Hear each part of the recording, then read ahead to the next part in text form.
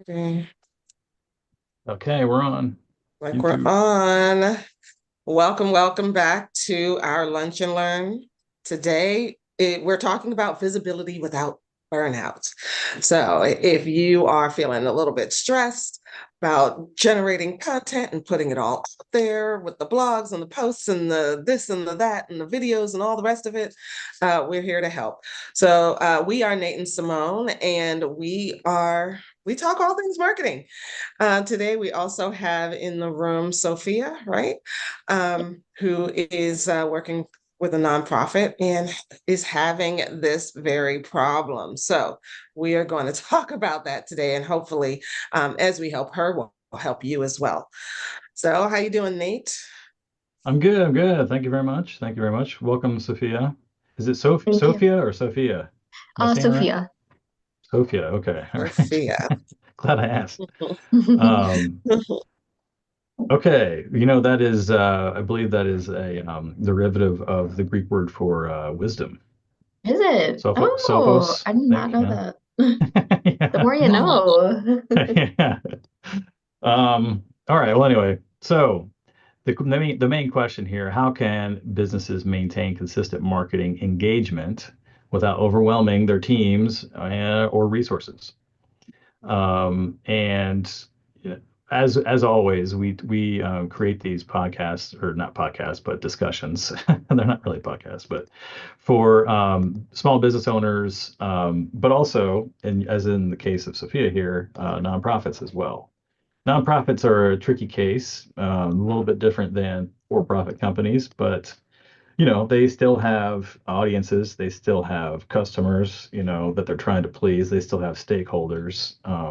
It's just maybe on different levels, and there may be more. Like there's a lot more stakeholders involved in a nonprofit, which can tend to complicate things. But then there's also multiple, customer profiles that you need to build, right? Because you want to reach the people that are using your services, but also donors, volunteers. So at least two to three different customer profiles there. We talk a lot about in like normal business, I guess, for-profit businesses about having your one customer, right? Your ideal customer. Well, that doesn't work in a nonprofit. There's ideal customers. So there's more than one there. Um, but that's okay. Um, all right. So um, I guess we'll get started here. We're talking about balance. Balance. It's a beautiful thing, right? Having a balance between maintaining that visibility and burning out, going down in flames. As I'm sure everyone is aware, there's lots of challenges that business owners face when it comes to remaining visible and competitive, but also juggling everything with limited resources including time, right? That's one of the resources we got here. Mhm. Um, Obviously, one of the biggest risks here is getting overstretched, which leads to reduce productivity, which is basically what burnout is. Reduce productivity and team morale. Everyone's kind of feeling like, what are we doing and why? You don't want that to happen.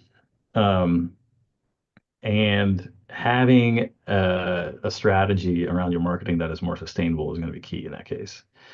And I think, Simone, you are a big proponent of, like doing the one thing. I think you talk a lot about that. Yeah, yeah. Yeah, I have decided this year to follow the rule of one. rule of one. And the rule of one, it basically states you have one client, one product, one sales process, one funnel for 1 year. That is the rule of one. Now, like you just said, nonprofits have a different setup, but I feel like um, even in a nonprofit, you can follow that um, when it comes to maybe the people that you're serving or the types of donors that you want, but you can follow that in some way. The whole idea is to narrow down what it is you're doing, focus on focus on like one type of person. Um, and you can even in some respects turn the people that you're serving into donors and supporters. So it that is absolutely possible. So yeah, that's what I'm following this year. It just helps you to focus where you're not chasing multiple things, right? And they say if you chase two rabbits, you won't catch any. Yeah, indeed. Was a bird in a bush is worth two in a hand? Or other way around? Bird in hand is worth two in the Yeah, bush. That's the way it goes. Um, yeah, all right. So yeah, got to maintain that balance. So how do we do that? What kind of strategies do we have for developing content efficiently and distributing it efficiently? We kind of were talking about this earlier before we started broadcasting here.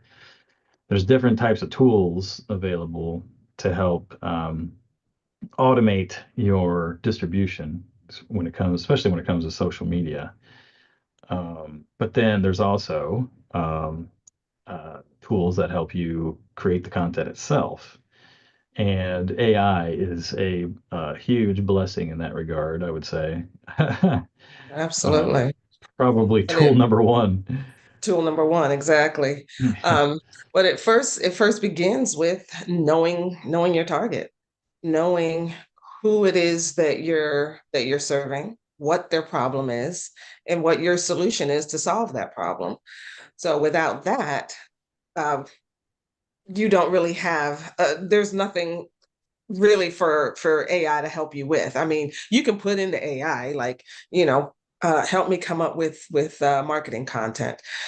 Um, and sure, they'll throw anything at you, really. But it's like you know, you hear programmers all the time will say, garbage in, garbage out. You have to give it context. So if we know who our target is, we know we know who we're speaking to. We know what problem they have, and we know what solution that we're offering. We can put all of that, give all of that to AI, and AI will help us to generate content. Um, there is this prompt that I use, and I got it on Instagram, where it you can ask it to give you the frustrations, the desires, and the fears of a particular audience and put it in a grid. And it spits out 30 topics that you can then take and create content around it.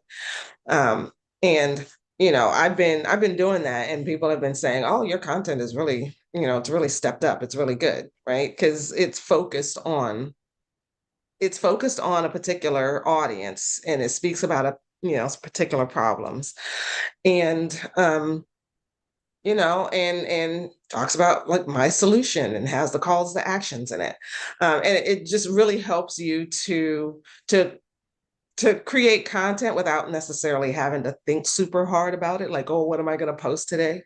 Right? It's kind of all laid out for you. Just pick a topic out of the grid, and there you go. I'm going step by step through the grid, 30 topics right there. And if I do one topic a week, that's 30 topics in the year. Um, that's half the year. That's more than half the year. And then I can start all over again from the top once those are all done. That is a wonderful workflow. Mhm. Um, Saves so time, that's another, for sure. yeah, another thing I like to use is video, like we're doing now, recording a video and then turning that into multiple different types of content. And there's Excellent. tools that specifically help you with that. You know, Jasper AI actually I just got a notification that they allow you to use video as part of your knowledge um, building that you create on the backside. So that's cool. But then there's also tools like castmagic.io, which is Yeah. I enjoy using that because it allows you to upload a link from YouTube or from your hard drive or from several different sources to a video, and then it processes the video, turns it into a transcript, and from the transcript, then it can create all of this text output that you can, push out to your social media channels. It does not have the capabilities to publish to social media from there yet, so you have to copy paste it into a different platform to do that. But But the um, great thing about it is that with mostly all of these tools is that it'll spit out text, but then you can turn that text also into video. Because one of the things that I like to do, and I use Cast Magic for, you can add your own prompts to it because it comes with prompts to generate content, but then you can add your own prompts. So one of the prompts I added was give me a script for a reel where I'm just talking to the camera about this topic, and make it 60 seconds or less, and it will give me a script. So then I go and I record the video, and so now I have some video to go along with my text content as well. So that's kind of it's the pretty doing it versatile. the opposite way. Yeah, I know, right? Take a video, Yeah, create text, and create more video out of it. yeah. That, I Yeah, mean, in my opinion, video is like one of the best things that you can do to kind of uh, make your content production process as simple as possible, because there's just so much that you can get into video. yeah, Um, and especially if you're talking to people in real world situations, then it becomes even more applicable, right? So that's right. kind of why we're doing these, obviously. But in 1 hour conversation, that is a ton of content that can be produced from that, and none of it would repeat, right? So it's all original, interesting content Mhm. that's relevant to the reader. But of course, as Simone said, you need to make sure that the AI understands who it was intended for, who your target audience is, what kind of the tone that you want to set, that kind Yeah, of that's thing. true too. That's true too. There are prompts that help you to teach the AI how to spit out content in your tone and the way that you would speak and the way that you would write. So, and then there's also just, you don't even need a whole prompt, really. Sometimes I'll just say, make this content, write in simple language rather than in, the professional language and college age um, uh, reading level, that kind of thing. You want to keep it as simple as possible because generally you know a lot about your topic and what it is that you want to say, but you're talking to people who need your help, and they don't know, they're not experts on your topic. So if you can break it down in simple language for them, third, fourth, fifth grade reading level for them, then it's much easier for them to pay attention and to get it. And you still sound like you know what you're talking about, but they understand, like, okay, um, this makes sense. I need your help, or you just helped me with blah blah blah Yeah, as and you it's was it broke it down. the Feynman technique, right? Richard Feynman, the famous physicist, I think he's a Nobel Prize winner, but I'm not 100% sure about that. But anyway, his whole philosophy for teaching, I think he's a teacher at MIT, if I'm not mistaken. He said that uh, the way that you truly demonstrate that you understand something is by explaining to someone um, in a very simple way, and helping them Yeah, to understand it. yeah. And My so, favorite mentor says, if you can't explain it to an intelligent 12-year-old, you don't understand it yourself. mhm, yeah. All right. So where are we at here? Yeah. So there's some things that you would consider maybe higher impact tasks when it comes to like content creation, for example. Content creation, by the way, is one of the core foundational activities that you do when it comes to marketing, right? Like, Right, right. You got to nowadays, build that's up know, like, and trust yeah. But it's this and is the authority. attention. the attention economy now. So Yes. your Yes. goal is to try to capture people's attention. In order to do that, you have to have content, right? Yeah. And, um, and of course, That's you have another to be saying, currency is attention. yeah, it is, yeah. But you need to be saying the right things in the right way that people can like, oh, I get that right away. Right. So, Right. so high impact things that you can do, like I think someone was mentioning earlier about creating this evergreen content, right? So this is doesn't matter. It's not holiday specific. It's not seasonal. It's not related to, I don't know, something that is a particular moment in time. This is something that would apply across all time, regardless. So this is Hmm. evergreen. It's always applicable, always good. So think you got to think through what that means exactly for your audience, what that might look like. But once you have it nailed down, then you can feed it back through the system, put it on a 1 or 2 6-month loop so that it comes back around to it. That way it reduces the amount of content that you have to create in total, right? Yeah. Because if there's one thing about social media, it is a memory hole. You push something out into social media and it disappears. It's sometimes quicker than others. Yeah. Twitter, for example, it's gone almost immediately. So, you know, or X, excuse me. Um, but something like LinkedIn, that tends to linger around a lot longer. Yeah. Um, and it's all kind of determined based on the algorithm, of course. If the algorithm sees people engaging with it, then it wants that, oh, this is valuable, so we're going to keep kicking this around. Hmm. Because the goal of the platform is to keep you there. So If you're if on it the is something platform. that people have found engaging, then it wants to keep using it. So yeah. Yeah. Um, all Yeah. right. So we talked about that. We talked about using social media schedulers to automate those tasks. Um, that's very helpful. There's different types of social media schedulers out there. There's an endless array, really. Um, but Yeah. But very few have an evergreen yeah, that's true. uh, what do you call it? An evergreen function. So Yeah. there was one that I was using before the one I'm using now. So and I switched because the one I'm using now has expandable functions in it and gives you more. You have access to more social media platforms. So if you wanted to have a be everywhere strategy, you could do that for less money than others. And yeah, you'd have that be everywhere strategy. And it gives you that evergreen function and recurring function.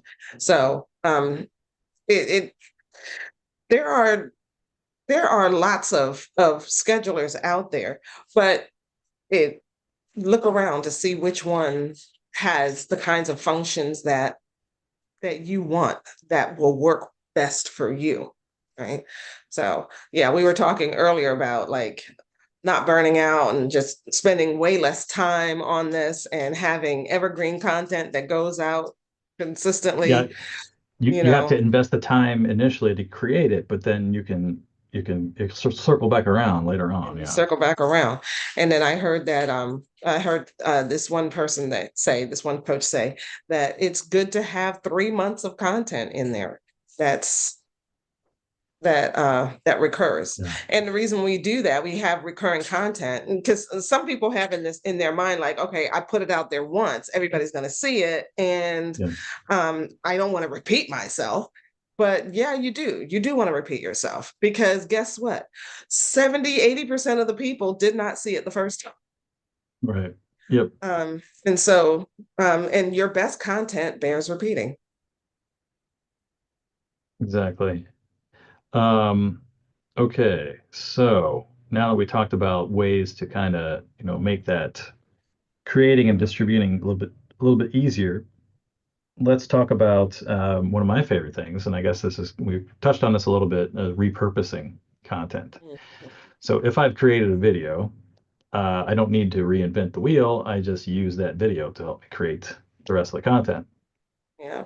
And There was one way that we didn't talk about earlier because we talked oh, about taking that, say, a long form video like this, and we put it into an AI tool, and the AI tool spits out written content that we can then, repurpose on different platforms. but But it's we based didn't talk on the about transcript. based That's on the the transcript, crucial thing. right, Yeah, yeah. of the video. So it's always So the video original, has right? to have audio that Yeah, that yeah, transcript can be made off of, because there are like ASMR videos out there where there's no speech to it. yeah, yeah. So You it don't want to has to use have that. some speech that you can make, that you can build a transcript off of. But then another tool that we didn't talk about, different type of tool where you take that long form video, you put into it, and it will chop it up into smaller Oh, yeah, short yeah. clips, right?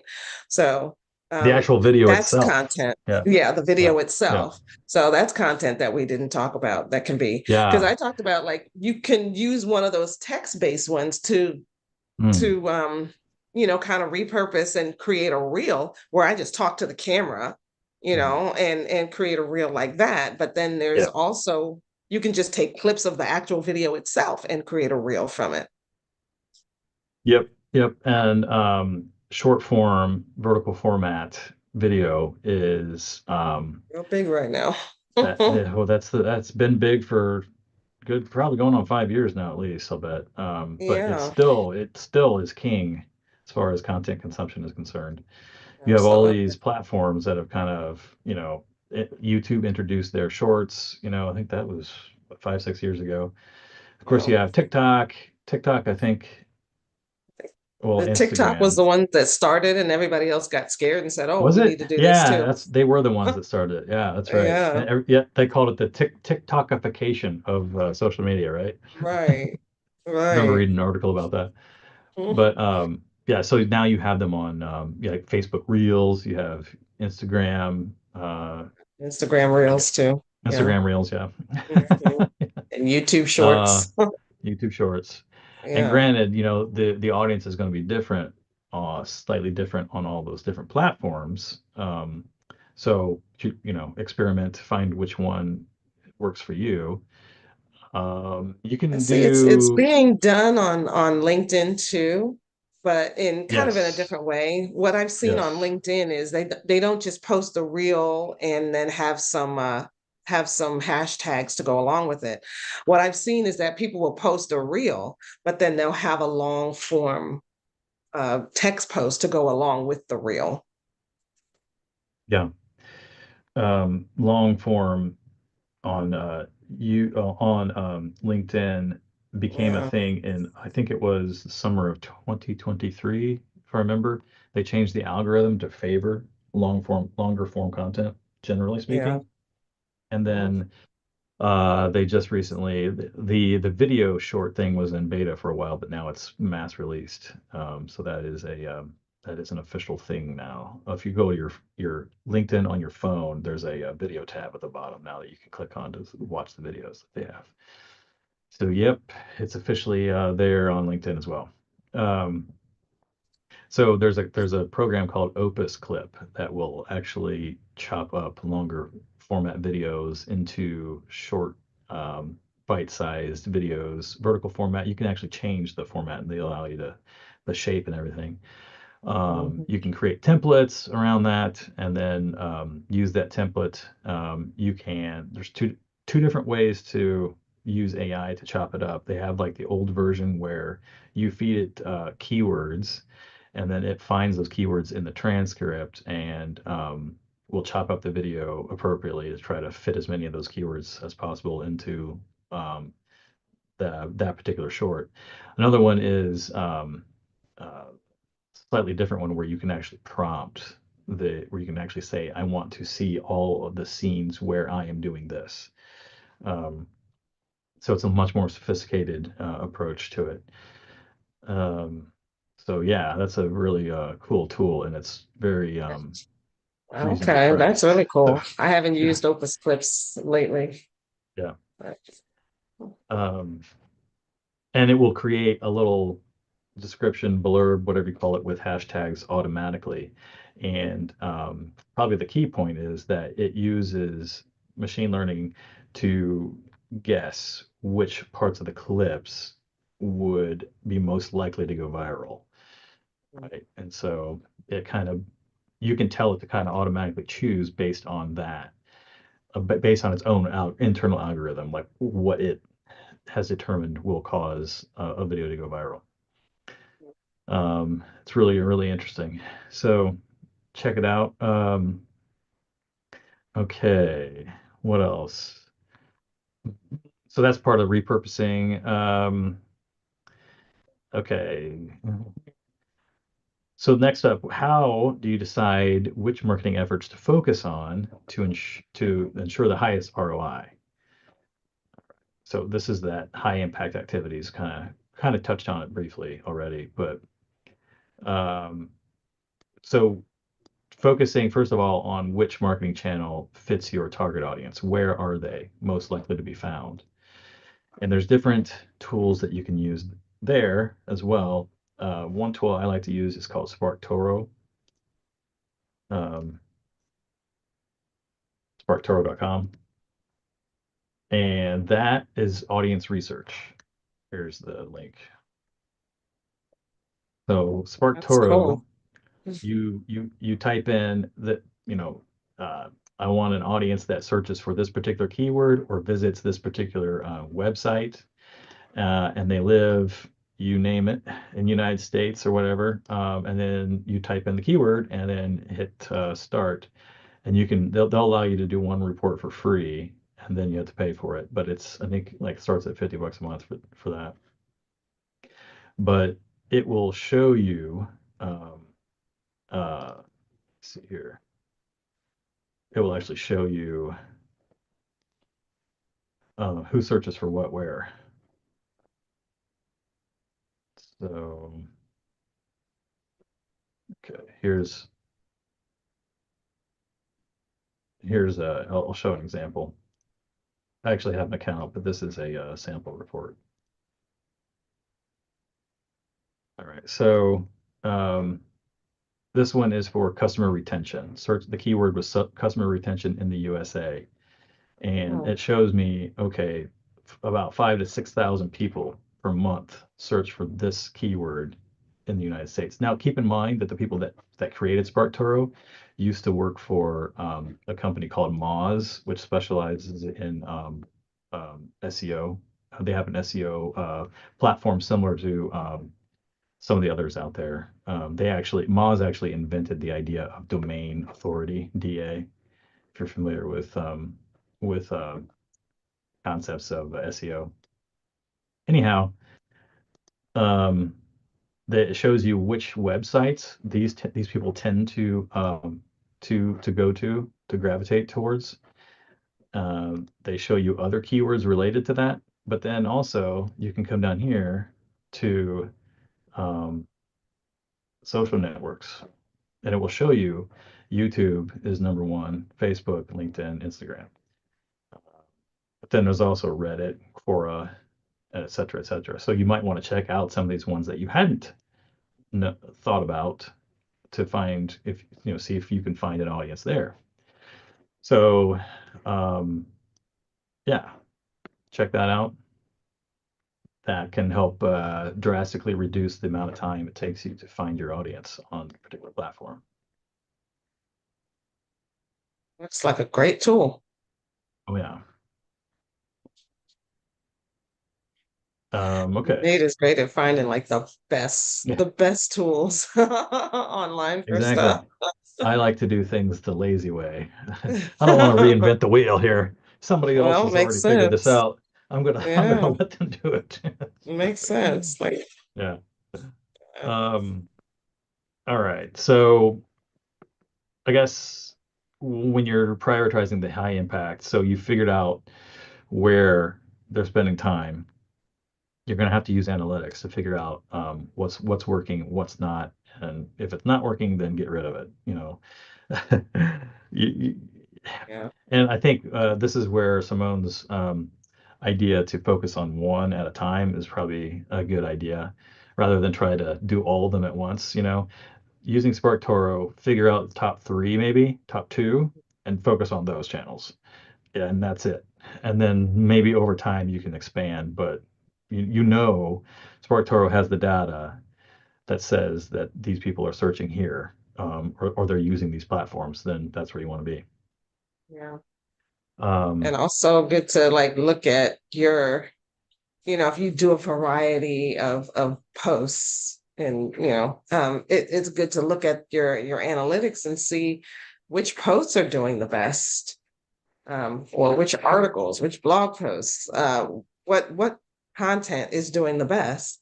right. And the ones that are getting more engagement where people are actually interacting with it, or your people are DMing you because of it, those are the types of posts that you want to double down on and and do the most. But you don't know that unless you have the analytics. Yeah. Yeah, Google Analytics will help you to a certain degree. It'll show you what social media platforms they're coming from. Using your UTM tracking codes is going to be useful there. Or And using also a your on social platforms, it'll show you the posts that are doing the best, like directly on the platforms yeah. too, and show you the audience that you have. Like, is it more male? Is it more female? Is it more United States versus Canada? All of that. All right. So you know So where to spend your time. let's Sophia, do you mind answering some questions here? Okay. Sure. Um, so I know that you said that you just started. Are you guys currently using social media, or what what what Yeah, what are you currently doing for marketing? yeah. So, I have been in this role for a few months now. I was in a different position here, and I kind of noticed that there were some gaps in the social media marketing, and I spoke to leadership, and we kind of were able to, um, you know, come to the conclusion that we did need some more marketing and communications. So we're on LinkedIn, Facebook, Instagram, and those are the three main accounts that I use. We do have a website as well, and that's mainly what we're working with right now. Okay. And how do you feel about the results so far?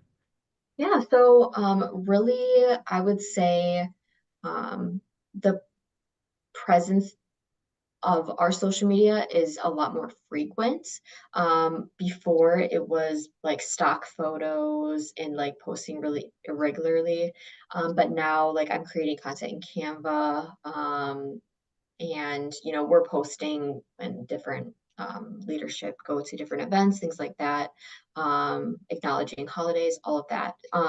So I think that our presence is growing a lot more. Our like following hasn't really, but yeah, I think it's just in those like beginning stages. And I haven't had too much time yet to really focus on like you were talking about like the video creation and things like that. That's a big goal of mine, but I'm also being mindful of like our clinical staff and their how busy they are, can they be in content, who would be in that content specifically, things like that. Yeah. I have a lot of ideas, but I haven't been able to execute all of them yet, just because I'm also doing all of the like the website, all of our event invites, newsletters, like things like that. So um, I guess working on navigating all of those things at once. So Yeah. So let me show you here. I did a free. I'll give you a free analysis on SparkToro. okay. So this is affordable dental health care. That's what you guys are looking for, right? Yeah, so we see patients who are on state insurance or who are uninsured. Okay. Mhm. Um, So you have, according to this, there's less than 100 people per month that are searching for this Okay. um, in the US. Maybe put in Some the other, word free, like free dental care or something like that. well, if I look Um, here, these are some other keywords that are frequently okay. used by the same Okay. people. Mhm. Mhm. So you have copay, co-insurance, dental checkups, health insurance, low income health insurance, Mhm. um, low income insurance, et cetera, et cetera. Mhm. Um, and if I look to um, the, let's see here, demographics, you got majority male, female, 65% versus male. So this is part of like your audience, right? And then the age range, you look at 26 to 35 is the majority. They're going to be female. So Mhm. that's who you're going to be talking to when it comes to the people that are looking for your services. Um, which is right. So that's great because that fits your profile, isn't it? Roundabout, I'm guessing.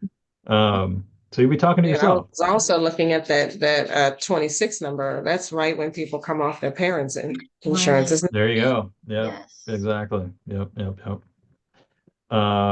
These are the kinds of jobs and salaries. So tend to be health, maybe nurses, um, and geography wise, a lot of in Arizona. Where Huh. are you guys doing?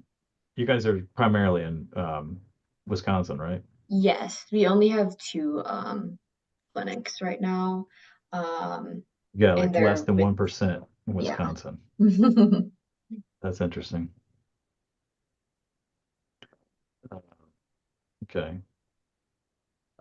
Well, social accounts to here, apps and networks, social networks. So YouTube, so that's where that video come in handy. Facebook, Reddit, which Hmm. is interesting. So if you hadn't considered that, you might want because to they're check that out. asking Yeah. with Reddit, you're posting a question and you're like getting direct answers from people. Yep. Right. Which is why Whereas Google bought them. Right. yeah, a Yeah. lot of time on Facebook, you'll post something on Facebook, you'll post a question and you'll just have people go like and Mhm. you're like, Right. no, Yeah. Yeah.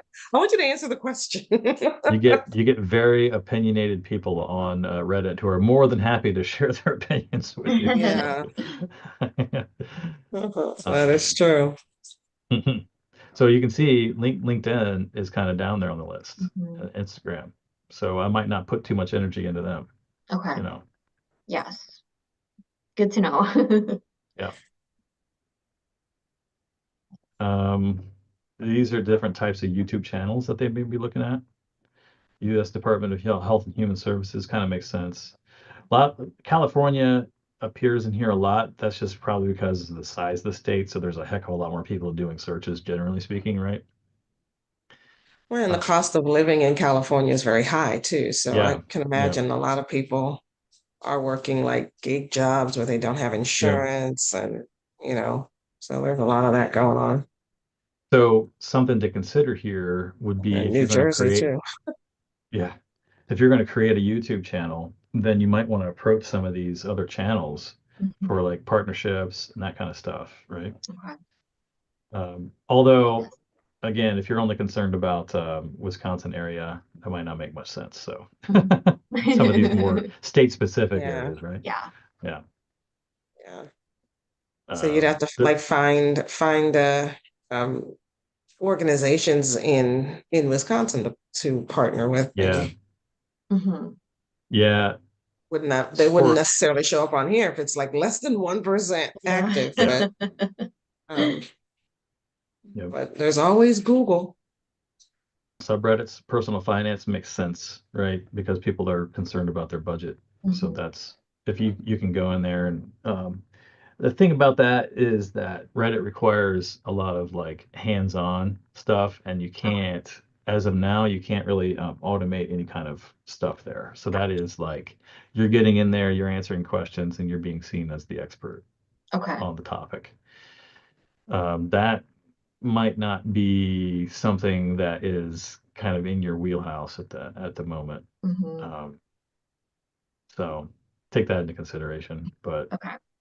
you could go there to this would be a great place to find what what the questions they're asking. And that could help because then you could turn around because I guarantee you if people here are asking those questions, people near you are going to have the same questions, right? Right. And so if you know how to answer those and know what people are really concerned about, then you can maybe incorporate those into a FAQ on the website, for example. And Yeah. that might be a good thing to do. Uh, so anyway, there you go. That's some ideas for you. Wonderful. Thank you. AffordableDentures.com, number one website. Are those a competitor, would you say, or do you know? Well, that shows that it's older people looking at that, right? Could be. Yeah, we Uh, primarily see children at our clinic, but mm, we see everyone in the community. hmm. Interesting. Huh. I mean, this could help if you were going to run ads, you Mhm. know, um, you can use these as kind of like, searches for affordableventures.com, like Okay. running Google ads. Nonprofits get up to, I think, $10,000 in free Google ads. So you might want to approach them. Okay. Um, Mhm. talk about how that's set up. You have to, of course, prove that you're a nonprofit and there's a Yeah. system for applying for it and all that kind of stuff. Okay. Uh, and then like what you can do is hire someone to run them for you or do it yourself. So Okay. Yeah, that's yeah, great. there's ad companies out there that will do it pro bono. So Okay. Good to know. Wonderful.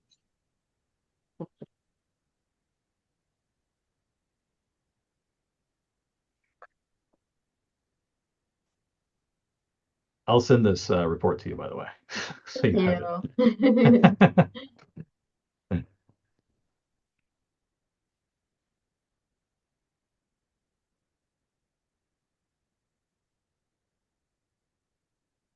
All right. Well, let's see where we're at. Getting close to the hour here. Task. All right. So I guess the question to ask yourself, Sophia, is: are you investing your time where it counts? Um, and could automating it help free up some time, or outsourcing could that help with easing your workload, that kind of stuff? Mhm. Things to consider. Yeah. Um, all right. So I guess, yeah, we're at the end, so we'll just do a recap here. The main thing is finding balance. Being visible doesn't mean you'd have to be burnt out. I think focus on boosting efficiency. So using your content, your calendar schedulers, tools, automating where possible. I think it's going to help. Repurpose content to help make your life easier. Use that. Uh, Going along with that, creating evergreen content that you can recycle. um, and then be strategic about where you're focusing your efforts and spending your time. So let's see here. Anyway, what anything else, Simone? That's it, really.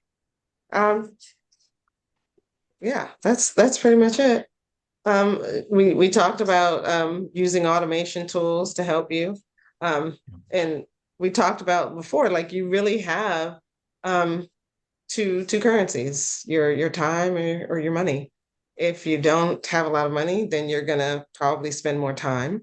But using these tools can help you to know where to spend your time, right? Um, but if you don't have a lot of time, then you're probably going to need to invest some money into tools or having a social media manager to help you be more efficient and to help you strategize and generate content and put it out there into the world. So, yeah, there's options either way. All right. Any questions, Sophia, while you got us here? I think you answered a lot of questions that I had, so that's wonderful. This has been extremely helpful. Okay. Fantastic. We live to please. We live to serve. Sometimes pleasing you isn't always serving you, but that's a topic for a whole other day. Uh, well, thank you for being here. Thank you for watching. If you're watching this, subscribe to the channel and comment, like the videos, help us with the algorithm, and share this with other people who could use this information. We don't like burnout here in our Yes. world. So Burnout bad. burnout is bad. Profit and good health is good. Yes. So that is what we are all about. So definitely share this with others, and we'll see you on the next one. All right.